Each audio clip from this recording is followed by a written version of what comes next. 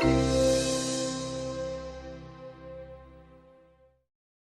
everyone for coming. We'll get started. I'm Lyzelle. I'm part of the Asian Google Network, and I'm here with Chris Cheung, who was born and raised here in New York. He's a renowned chef. He is the owner of Eastwind Snack Shop in Brooklyn, and is now also the executive chef partner of the newly opened Tansuo restaurant in Nashville. And he's obviously the cook of the delicious food that you eating, which is the... It's cucumber salad with crispy shallots and sesame. It's with the Cheung vinegar. So. And also in Truck Pit, if you guys haven't gone there already, there are the baos. We do at Eastwind a pork belly bao. So it's slow braised pork belly with pickles and we have that at Eastwind. So I had the chefs here do it on their own for Google. So it's pretty cool. Yeah. So we can all eat that after if you haven't already. Yep. Awesome. Okay, so thanks for being here, Chris. Oh, thanks for having me. We're excited to get to know you better and learn more about your success in the food scene. Yeah, anything I can help you with on that. Yeah. Sure. Okay. So let's jump right in. Okay. Let's talk about Eastwind Snack Shop. Like, what inspired you to open the restaurant? Okay, so when I was a kid, I grew up in Chinatown, and in Chinatown, there were these little coffee shops, these little tea houses that really served the working class of Chinatown. So lots of lunches, meat over rice, baos, dumplings, and that's what I lived off of. And so when the space came up for Eastwind, it was so reminiscent of those coffee shops and those tea houses, brought me back to my childhood. And then I was inspired to kind of recreate a modern version of that, and so that's how that took off. So that was pretty cool. And Eastwind's been open for about 2 years now? Yeah, a little over 2 years. Now, what do you love about owning the restaurant and cooking? Well, when you own your own place, you get to obviously call your own shots. You can forge a path from your own creative juices and really control your own destiny on that. It's also a really cool feeling when it's successful. So, that's one of the benefits, because doing business in New York is extremely difficult. Yeah. What are your most popular dishes? So we have a few dishes. It's a very small menu. It's about 8 items on the menu.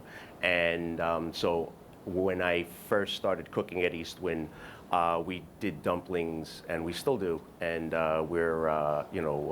we get a lot of great things said about our dumplings. So I still do it. I chase the perfect dumpling. So I try to cook every dumpling with the technique in mind to make sure that dumpling is great. And that goes from everywhere from making our own dough, grinding our own meat, folding those doughs by hand from scratch every day, doing the dumplings by batch every day. So we only have enough by par, and when it runs out, it runs out. And we cook each one to order. So a lot of work goes into the juicy pork dumplings, which is probably my best seller. The tri-aged beef pot stickers, are pretty well received by the critics in New York. And then I do this pork belly bun, which I told you you'll have a little later on. So, yeah. Do you think you've caught the perfect dumpling? Cooking is variable from day to day, and sometimes you get that one that you cook that one that was like that's so great, but it's fleeting, right? So then you serve it and it's gone, and you're left to keep cooking. So that's why I call chasing. It's always difficult to keep doing it on the variable conditions, but it's about giving it your best effort every single time. Yeah. And do you have any personal favorites? Yeah, so the juicy pork dumpling, like you said, when we first started it, it went through a few iterations, and I just made a decision to really just cook everything from scratch and do everything by the day, and it really, really makes a difference. So you get proud of the product when you see it comes out the way you want it. So if you don't know Chris, he's pretty much a TV star now. Can you tell us about some of the shows you've been on? Yeah, so TV star. I'm trying. You know, So modest. oops, I happen to get a lot of. There's my mic. Sorry, guys. Just leave that there. I happen to had the pleasure to be on a few really good shows. The Martha Stewart Show. I was a judge on Chopped. I was on one of the early food competition shows done by the Food Network, and that was The Next Great Chef. And I got to battle like Sean Brock, who's a nationally acclaimed chef who happens to actually have a restaurant in Nashville as well. So it's going to be cool meeting him later on down the line. I've also done the Anthony Bourdain show, No Reservations, which was really, really cool. Yeah. Yeah, is that the most interesting and memorable? That one happens to be the one that's helped my career the most. So Anthony Bourdain is, a mega star, and I had the pleasure of taking him on a tour of all 3 Chinatowns in New York City, one in Flushing, Dim Sum in Brooklyn, and then Hop Key in Manhattan's Chinatown. And so, yeah, it is really, really cool, to have been. I think I did 4 spots over 2 episodes, and then helped them on another episode, which I was behind the camera. Yeah. I personally want to know, what's it like to work with Anthony? Like, what's he really like? Okay, so Anthony Bourdain is the same exact guy off camera as he is on camera. He's very sharp-witted, and the work involved in doing his show is the easiest thing you'll ever do if you ever do food TV. You sit with him, you drink, you get drunk, you eat a lot, and then you talk about food. And then he makes, and he cracks his jokes. So, and then you get on national TV for doing it. So it was pretty cool. Nice. Yeah. Okay, so when you're not in front of the cameras, what's a day in the life of Chris like? Okay, so lately it's been pretty hectic. I have 2 restaurants. So East Wind is located in Brooklyn, and it happens to be 3 blocks away from my house. So over my career, it has been the quickest, easiest commute that I've ever had to work. And we all know, living and working in New York, how crazy that can be. So my next move is to open a restaurant 1,000 miles away. And so it's a lot of going back and forth from restaurant to restaurant, heading to the airport, and then the rest of the day, the rest of the time is trying to spend as much time with my family as I can. Yeah. So speaking about interesting and memorable, tell us about the Asian Food Mafia. Like, that's a memorable, catchy name. Like, what is it? Okay, so Asian Food Mafia is a group of chefs that I've formed together.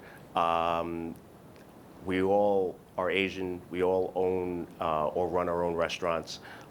Currently, the roster goes from me, Durin Wong of Northern Tiger, Chef Bao Bao of Baoberg, Medwin Pang of Hunger Pang, Lin Lien of Bricolage, Pi Sheang, Jonathan Wu of Feng Tu is pretty much the core of our group. And we basically get together once a month, hang out, eat, drink, rant about the industry, go over, talk shop and go over problems. And then we've also started to get into some community events as well. What kind of community events? So we're trying to shape the way Asian food is perceived, especially in New York, and trying to do our best, our thing for the community. We've done one event for the Museum of Chinese in America, and we did a panel discussion about the past, present, and future of Asian cuisine. So that was to help the museum as well as get our word out. And we're doing an upcoming event where we're going to have a collaborative dinner. So watch out for that. It'll be, I'm really excited to cook alongside of all those great chefs. And we're going to do it at Feng Tu in the Lower East Side. So probably in a couple of months we'll make that announcement. Oh, cool. Yep. So kind of with your Asian American or the Asian Food Mafia, like what are some challenges you and the mafia have faced as Asian American chefs starting a business in New York and running a business in New York? Yeah, so there's lots of challenges to running businesses in New York. I'm not too sure if it's indicative of just Asian American chefs per se. Running a small business in New York is extremely difficult. It's extremely hard. New York does not make it easy. So, the saying goes, if you could make it here, you can make it anywhere. That's 100% true. There are so many things that owning a business in New York, they make you go through. A lot of it may be unnecessary, but overall, it's really, really difficult. So, as Asian chefs together, we're able to tackle some of the challenges like staffing. If one of us is looking for cooks, we can always go to each other and see if there's any referrals out. If my dishwasher doesn't come in, I can always ask to borrow a dishwasher from one of the other chefs. So strength in numbers makes it a lot easier for us to get just the basics of the day. Earlier, you mentioned when we were talking that some places don't want an Asian kind of restaurant. Well, some of the challenges happen to be on a little bit of a higher scale. As an Asian American, opening Chinese restaurants or Asian restaurants, I've encountered real estate companies who tell me their landlords do not want Asian restaurants or Chinese restaurants for whatever reason, the smell of the food anywhere near their community or their block. So it's really tough to hear when that happens. But I take it on the chin. Sometimes the best deal is no deal. I don't want to be anywhere where I'm not wanted, and so I'll look at other options. But still, it is a tough thing to hear when you hear something like that, for sure. Yeah. Kind of going into a little bit more of your community involvement, or just the community at large, how have you seen the Chinese or Asian American community change and grow over the years since you've been born and raised here? It's changed and grown immensely. When I was a kid growing up, there was one community that represented Asia in general, and that was Chinatown, Manhattan, Mott Street, Pell Street, Bayard Street, and it started to grow from there. As I got a little older, the joke was Chinatown was kind of taking over all of downtown New York, right? After September 11th, that kind of changed and Chinatown started shrinking. But what happened was more Chinatowns started to open up across the city. So there's like 3 in Brooklyn. There's the huge one in Flushing, Queens. And the difference is, when I was a kid, it was really mostly Chinese people from Hong Kong, Taoishan, the Guangdong area of China. And now the diversity from all areas of China. And then you also have, a lot of people from Southeast Asia coming in too. So, for me, it's really great because there's so much more different food to try. What do you think are some of the biggest challenges our communities are facing at the moment? Well, obviously in today's political climate, the immigrant journey seems to be a little bit tougher, and there's a lot more challenges to face. It's really just about chasing the American dream. So, I remember when I was a kid and my mother we were poor and just trying to make ends meet. The more long you're here, the more generations you're here, it seems to get a little bit better, and you seem to have a little bit more of a advantage. So I think education will help that, and just putting your head down and working hard also goes a long way too. So, Yeah. yep. I think we can all attest to that. Yeah. But where do you see the community going next?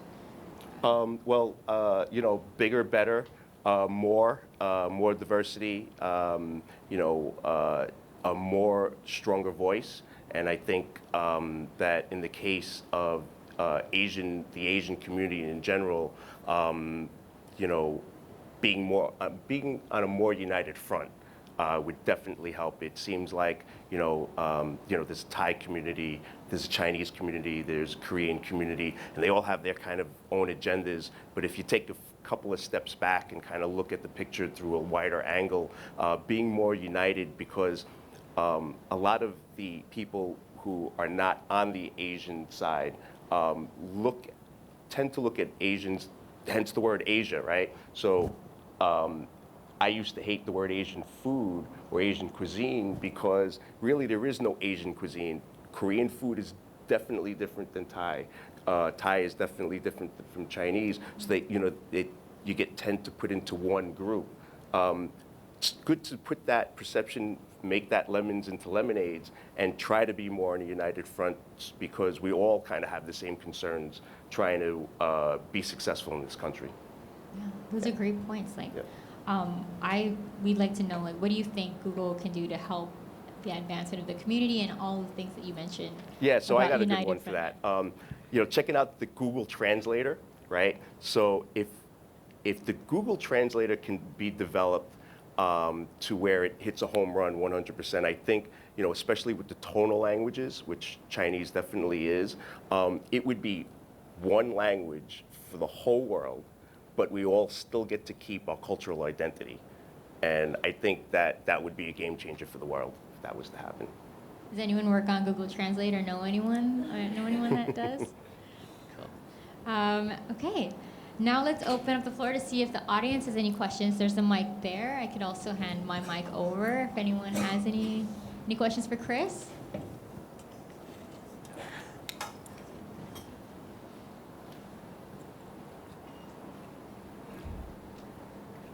Hello, thank you for coming. I have two questions. So one of my question is how do you get inspired on new food? Where do you get inspiration to come up with a new menu? Second question was, I think you briefly mentioned that you went to the Museum of Chinese. Yeah, Museum of Chinese in America. Yeah. Yeah, Museum of Chinese American, and then you have a panel discussion. I'm just curious about what you discussed, and you briefly mentioned that it was about dealing with the perception of the Asian American, and I was just curious what aspect you were trying to elaborate on.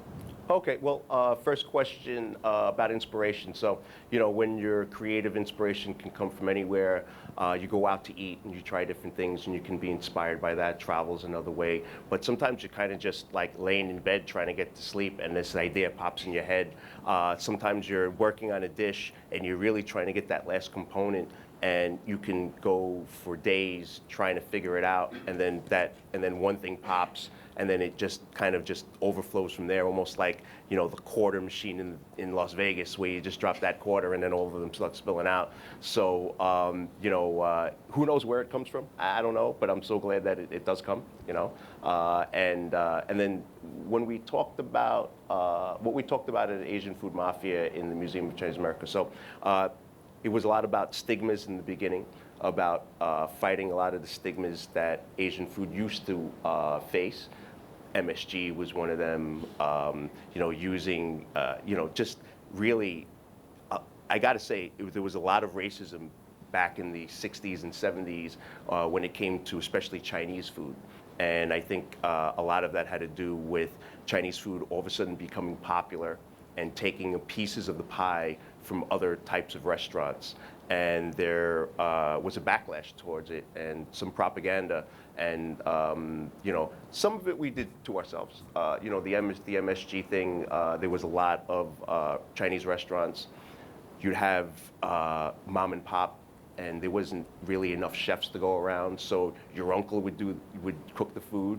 And he wouldn't really know too much about cooking, so he knew that putting this powder in made it taste better, but he would probably misuse it. But really taking that and making a whole movement against an Asian ingredient, which is so widely used in Asia, would be taking it a little bit too far. So there was a lot of those stigmas that we had to overcome.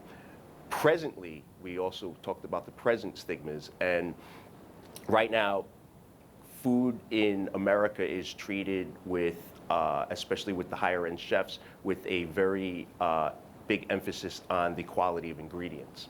And those ingredients don't come cheap. But when an Asian restaurant uses those same ingredients, it's so much harder for them to demand the same price point on their menu because of the stigma of Asian food being so much lower priced than many other cuisines. So the chefs that are trying their hardest to be creative and using those great ingredients can't make any money on it. And so that was a big thing. And then as the future goes on, how are we going to overcome a lot of these hurdles, and how are we going to show a stronger voice in the quality of what we want to cook? Yeah. Thank you. And by the way, I really like the cucumber salad. Oh, thank you. Appreciate it. Hey, how's it going? How I you wanted doing? to go back to the first question because I was in a very practical question. You talked about getting inspiration by sampling different restaurants, and I love exploring different neighborhoods in New York. Recently, for example, I've been hearing a lot about College Point. Where do you like to go, and what are some places that you've stumbled across that you might recommend? Well, in New York, so like I've spent a lot of time in Nashville, so it's funny to get inspired by a whole different food scene in a whole different city, and see the differences in cooking. In New York, you can go to any of the 3 Chinatowns, right, and hit little gems in the neighborhood. So Chinatown in Manhattan is rapidly changing. So it used to be all Cantonese food, and now you're going to get a big influx of Fujianese food, which I haven't even fully explored, but it's a totally different cuisine, and so it changes your perception of what Chinese food is. So much so, like, I grew up on Cantonese food. That's all I knew as far as Chinese food. I get customers who come in on a daily basis and say, oh, Chinese food's too spicy. And I'm like, I got to think for a second. I'm like, wow, Szechuan food became that big that there are people who've never had any Chinese food besides Szechuan food, and that kind of blows my mind. With that being said, there's some really great Szechuan restaurants out there. A couple in Queens, in Flushing, one called Nanjing, who does really great soup dumplings. Not Szechuan, but Dumpling Galaxy is another one that has been big in the press. And I've met Helen at a couple events, and their dumplings are pretty much spot on. So you can go into any of the Chinatowns. The Chinatown in Brooklyn is very reminiscent of the Chinatown in Manhattan 20 years ago. And so there's some really good barbecue joints there. And you really kind of got to go to each one and check them out. Forget Yelp for now. Spend some time, hang out, pick a nice spring day, go hungry, and really. Chinese food in Chinatown is pretty cheap. There's not really that big of an investment. So you can, for your 30 or 40 bucks, you can eat all day. That's good. Wait, so one quick question follow-up. For the barbecue restaurant you mentioned, I assume it's somewhere around 8th Avenue. Do you know the name? There's one barbecue restaurant that I've been going to, which is pretty good. They have a few locations. They also do a type of cooking called Bourdain, which is basically cooking in the clay pot. It's King's Kitchen, and they have a outlet in 8th Avenue, and they have an outlet in Fort Hamilton Parkway, which is a few blocks down from 8th Avenue. And I've been pretty impressed with what they've been doing. So look up King's Kitchen. They have barbecue and clay pot cooking, which is really, really cool stuff. You'll enjoy it. Thank you. You're welcome. You're gonna have to share those with me. I hope you write them down. Hi, Chris. Thanks so much for coming. Thank you. I had 2 questions. Sure. One, what is some advice you would give to someone who's trying to start their own business? Doesn't have to be a restaurant, any business. Yeah. No, Well, okay, so, one thing is be grounded, be balanced, because starting your own business is an incredibly difficult thing. And like I said, especially in New York, it's even more difficult, especially if you're doing it from the retail point. Renting a space in New York can be very harrowing. You need a lawyer, you need a broker, and both those positions cost money. So you're going to spend money. From the restaurant side is, one big advice I have is you need to be aware of a realistic budget. So if you think that it's going to cost you $100,000 to open this store, it's going to cost you $200,000. Do not open your doors spending all your money. You need to open your doors with a big cushion because, and I've done this before, so you open your doors and you're going to be busy right off the bat. A lot of times that doesn't happen. The food press helps you, and a name helps you, and you can bring those people in. But sometimes you'll go 3 weeks, a month before things start to look more realistic to the numbers that you projected. If you can't survive that month, you're already going to be behind your bills, and that's the call of doom for businesses, especially because nobody's going to help you in your first year.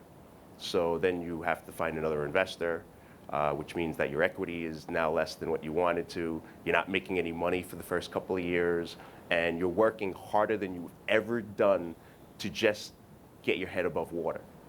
So not to put a dark edge on opening a business, because when you're successful, there's nothing better, but you have to get there. Thank you. Great tips. Yep. And my next question was, what made you choose Nashville? So I didn't choose Nashville, kind of Nashville chose me. Minnie Chauhan, who is a Food Network celebrity chef, I worked with her on the Sabra Recipe Challenge, which was a Food Network, Sabra, which makes the hummus, the company that makes the hummus spreads. They did a internet cooking show, and we were chosen for it, so I got to know her on the set of that show. And afterwards, and I used to rib her too, because I was always a restaurant guy, and she was pursuing a career on television at the time, and I was like, it's so much cooler just to be having your own restaurant and running your own restaurant than to be on TV. You get to cook and things like that. So what she did was she went down to Nashville and she opened up like 4. And one of them was a Chinese one, and she needed a chef to run that, and so she made me a partner. And she offered me a deal, and it was a pretty good deal. So I said, "What the hell?" And so now I have a restaurant down there. Yeah. Cool. And what's the name of the restaurant? It's called Tansuo. Okay, and it opens later this year? No, it's already opened. It opened. It's about 3 weeks old now. So yeah. Great. Well, congratulations. Thank you.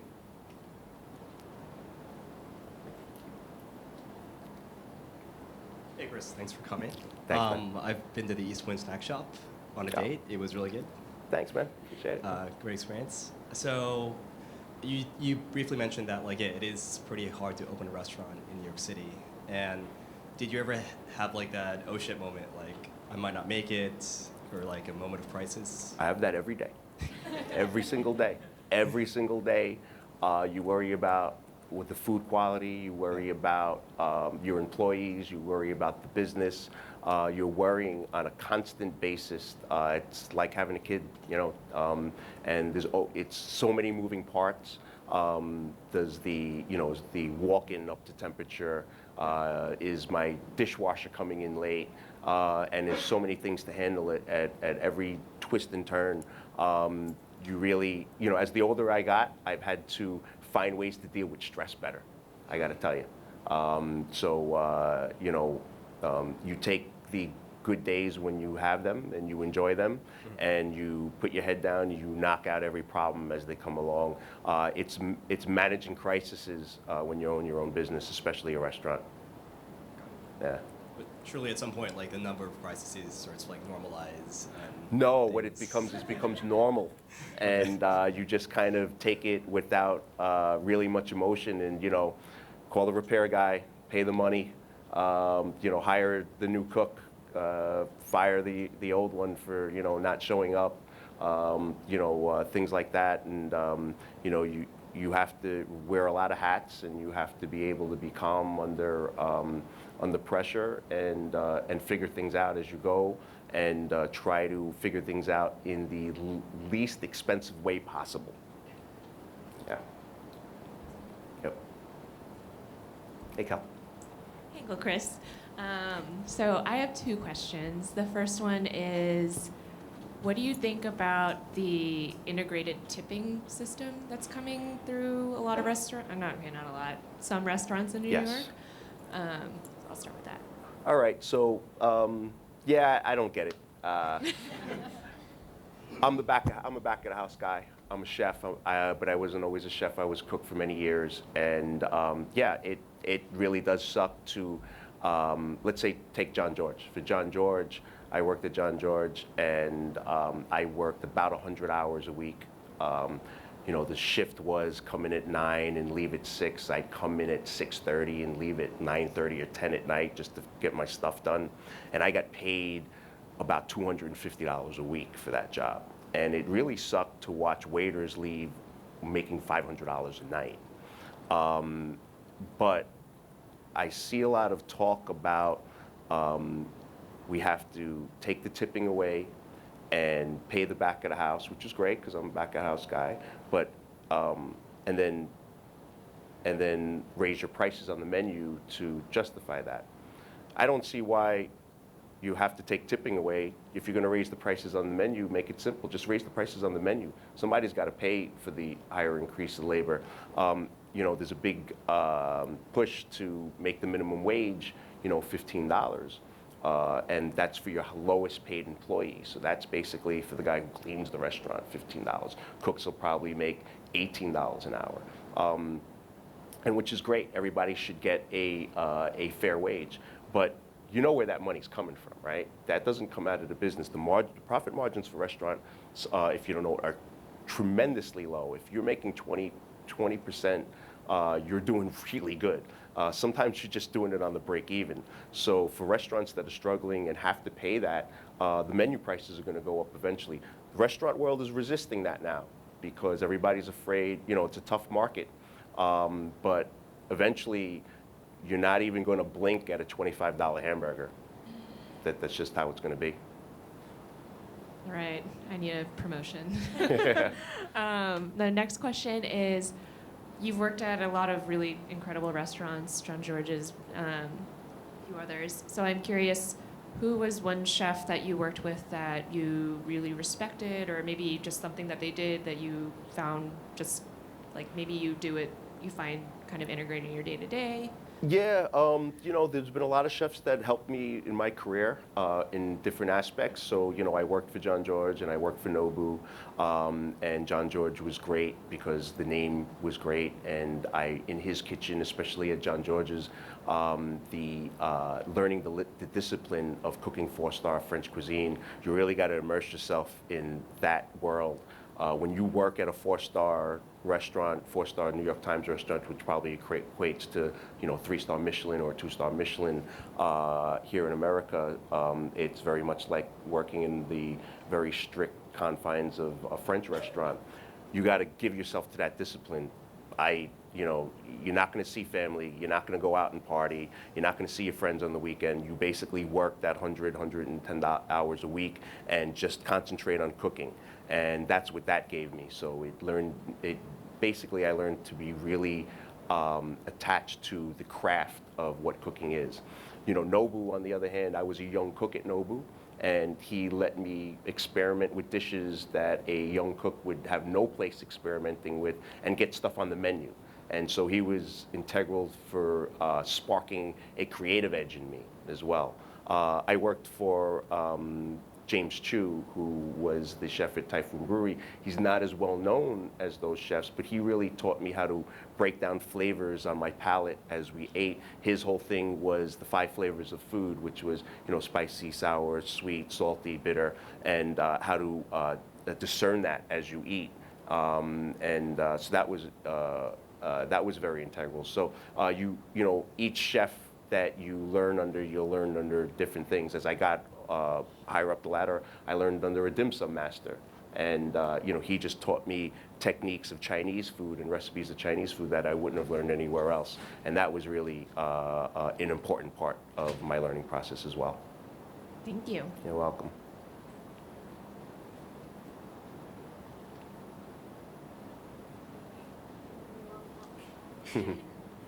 How are you? Hey Chris, thanks for coming. So I was wondering, what's the best way to market your business? Like, do you use AdWords?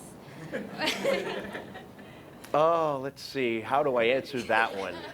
No, but send me an email and I'll I'll check it out.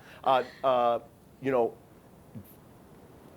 the world is expanded and contracted as far as marketing and business, special restaurants, right? Like I said, the city makes it difficult. You know, the easiest way for restaurants that were a neighborhood restaurant to market themselves was to pass flyers throughout all the houses that that are near you on your block, right? They took that away. They fine you now if you do that, right? So it's kind of illegal or not permitted anymore, which is really tough, right? Because you still see the marketeer. You still see, the big companies can do it because they either get the allowance to do it or they can afford to pay the fines, right? So with that taken away, it's really, really tough for a restaurant to get their name out. But you have social media now. And social media is a big part of getting the word out and getting people to see what you're all about, with the pictures and, and just saying things that you want people to know about your place. So that helps a lot. Food press for operators like me are extremely important. As a chef, you live and die by what a reviewer says, and you got to take the good with the bad. Knock on wood. I've had my share of good. So. And that's one of the special things that make New York a really cool food city to get that. But not everybody gets that. So the climb is tough, and really sometimes quality and just doing the right thing isn't enough. You really got to have other resources. So there are anything that will help you, and in an inexpensive way, you have to explore it. Thank you. Thanks. Everybody good? Do we have any other questions? I guess that's it. Oh, one more. Maybe first of all, so Lauren's my teammate. We both work for AdWords, and hence the question. The first one is more of a comment about what you said about the Asian kind of umbrella term of Asian community, because there was actually a great panel like a couple of weeks ago. I don't know if other people watched on kind of diversity, and there were like a Sikh activist and a Korean blogger and I think a Vietnamese activist. Quite a few diverse, both all Asian representative, and the Korean blogger was great, and he was saying he was kind of complaining about the same thing, right? Because Asian is so non-Asian people talk, Asian community, but we're Yep. really so diverse within Asia. But the funny thing that he said is that one thing that kind of seems to unite, or even like distinguish Asian, is food. We eat so like diverse, different food. But that may be one thing that unites us, right? Yeah. There's something. So I think you, as a great Chinese chef or Asian chef, I don't know if you actually brand yourself as Asian. I cooked a lot of Thai food, I cooked a lot of Japanese food, but the last few years I've really immersed myself into Chinese food, so I kind of refer to myself as a Chinese chef. But I am very familiar with other types of Asian cooking. And again, it's a word that for a lot of years it kind of bothered me a little bit. We don't refer to European cooking as European cooking, it's French or Italian, so I struggle with that. I haven't, and I still use the term because it's widely used in general, and it does have some good to it as well. But I do struggle with that, as part of an identity. You want, as a Chinese person, you don't want to really be referred as Asian. You want to be referred as Chinese, and I'm sure, if you're Korean or you're Japanese or you're Indian or you want the same thing. But on the other hand, the perception of it as a tool, can be very beneficial. So yeah, it's a struggle, at least for me, to kind of come to terms with that.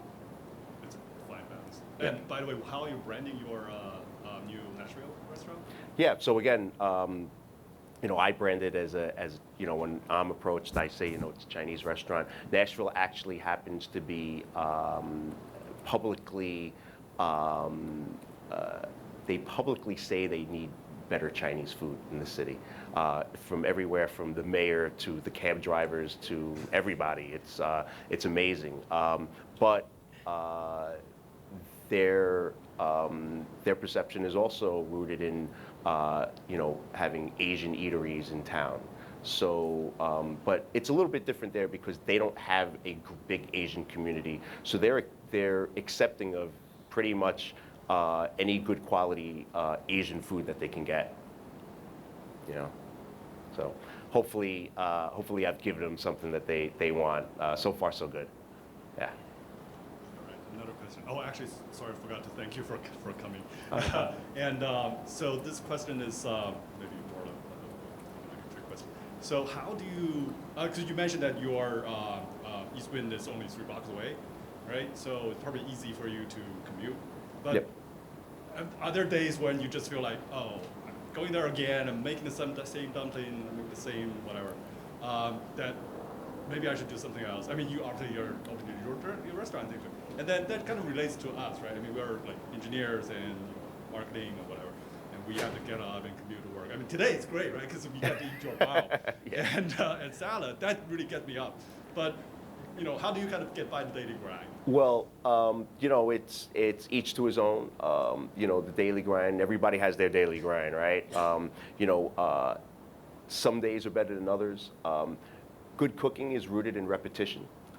So some days you will take the practice, and some days you look forward to honing your craft and trying to do better than the day before. Sometimes you've had a bad day the day before, but in the restaurant business, a bad day means you get to do it again the next day and try even harder.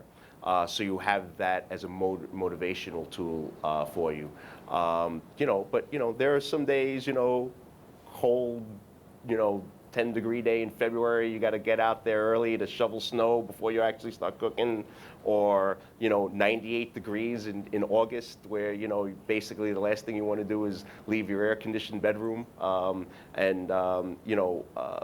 there are a lot of benefits to being successful in the restaurant business. There's you get to do other projects, you get to do events, you get to come to Google and hang out and talk and talk shop and things like that. So mixing it up is always good, and getting a little bit of recognition for some hard work is always good. But knowing that you always have to go back and cook the food, you got to make the donuts, is very important. You can't lose sight of what you've done the years before for your whole career, and that basically was going into work the very next day. My business is a 6-day work week. Now for me, it's a 7-day work week. It's 12 hours a day minimum. It's working on Christmas, it's working on Thanksgiving. So it's missing all the weddings and all the birthday parties. So, you have to really be dedicated to your craft to, having missed that. I come home to a quiet house. My kid and wife are sleeping by the time I get home, so it's kind of one of those things. Thank you. I guess I should stay in Google then. That's too hard. Hey, how are you? Thank you very much again for coming in. Thanks. So we have Bourdain opening his market 2 blocks from us here, Yep. which is an interesting trend, and that's the base of my question. Do you see these markets being a future trend within the industry, specifically for Asian restaurants? Or if you step forward 5-10 years from right now, what is the restaurant scene, the Asian restaurant scene in this area? That's a pretty loaded question, because I think that on the base of it, the food court and food stalls are inspired from a lot of what we see outside of America. They're very popular in Europe. They're also very popular in all around Asia, night markets in Asia, and they kind of follow along those things. And they're immensely popular there. If we can get the operation to represent what the American crowd would accept here as well, I think, and if it's done right, those places can be very disorganized and very crazy. and some of the regulations especially in this city probably won't allow that much chaos to happen. So there has to be a little bit of a middle ground. You kind of got to take that with a double-edged sword. As real estate in New York becomes way more and more expensive, and smaller guys with a lot of creative bones in them can't open restaurants, especially in Manhattan. They have to go to Queens, they have to go to Brooklyn, and if there is opportunities for them to do it with less money, those food stalls are going to become very important for guys like that, especially me. The opportunities become a little bit more easier to have, and it's going to promote a lot of chefs to do better things. On the other side of it, it still will perpetuate the perception of Asian food being cheap. Because I don't think many people are going to want, food stores aren't usually cheap, but they're not super expensive, and you can't get fine dining out of them either. And that's one of the areas that a lot of Asian chefs and restaurants, especially in New York and in America, haven't been able to be successful on the fine dining level. That's not going to help that part too much. So it just depends on kind of where you're looking at, and I think most of the smaller mom and pop businesses are willing to sacrifice that in an effort to be successful on the business end. Yeah, it seems would just remove a lot of the administration, right? It does like working for one of the startup labs or something, right, where location is taken care of, a lot of overhead is taken care of. You can just focus more on the craft. Yeah. But everybody takes their piece of the pie, right? So I've been in a couple of deals with a couple of food stalls, and a lot of the space is shared. The refrigeration is shared. The workspaces are shared, and what I'm going to find interesting, especially on the Bourdain food stall, is he doesn't just have people sharing. He has people from different countries that don't speak the same language, that aren't from here, all sharing the same common areas. And I have a kitchen, and when my saute cook and my wok cook can't fit the ingredients in the same area in the walk-in, it comes close to blows. And so when they're all going to have to learn how to share and then be up to standards on sanitary things and reporting and all that stuff, he has a big hurdle to overcome on something like that, I believe. That's a great perspective. Thank you. Yeah, thanks. Same topic, but I know Da Dong is supposed to open, the Peking duck place, upscale in Bryant Park. Yes. Do you think that will impact the perception of Asian food? I can't imagine that's going to be inexpensive. No, I don't think it's going to be. I think I know the guy. I've heard of the guy, and I know some of the deals that he's been trying. He wanted that real estate for free. He wanted that rent free because of his name. I'm not sure if he got that deal, but he's got a pretty good sweetheart deal for the Bryant Park location. And so it may.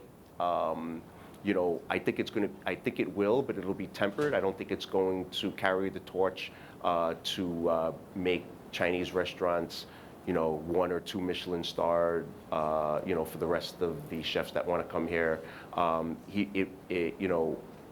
New York is a funny place when people from outside New York think off the bat that they're going to have an automatic hit. Sometimes it doesn't work out for them. I wish him all the best. He has a really, really good reputation. If he can replicate what he does in Hong Kong and the other places in the world, I think he has Australia, and I think he has another place too. If he can do that in New York successfully, and again, he's going to fight the same stigma as everybody else is. I don't see, because of his name and reputation, I think he's still going to have to fight through some of that. So it's a wait and see kind of thing. I think it's going to have to be organic, and it's going to take time. But the wheels are turning already. we are a lot farther from the starting point where we were 20 years ago. So hopefully in 5 years, we can make another big leap as well. Yeah. I think that's all the time we have for questions. Thank you so much, Chris, for being here and Thank you guys for having answering me. all our questions. I had a blast. That was Thanks. really cool. Yeah, so- Awesome. Thank you.